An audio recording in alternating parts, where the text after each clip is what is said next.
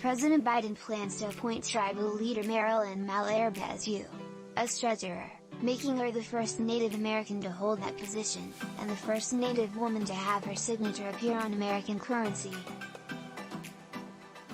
Malerba is the 18th chief of the Mohegan Tribe, and its first female chief in modern history.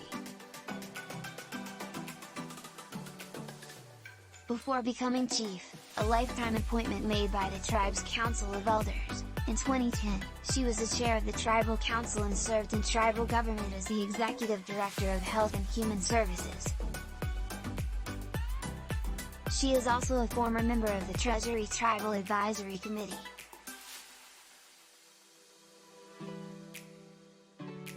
As Treasurer, she will oversee the U.S. Mint, the Bureau of Engraving and Printing and the storage of gold at Fort Knox, as well as serve as a senior advisor to Treasury Secretary Janet Yellen on issues regarding community development and public engagement.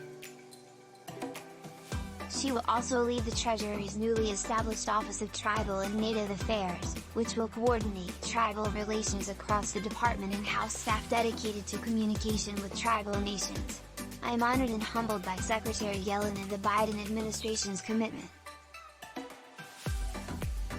It is especially important that our Native voices are respected.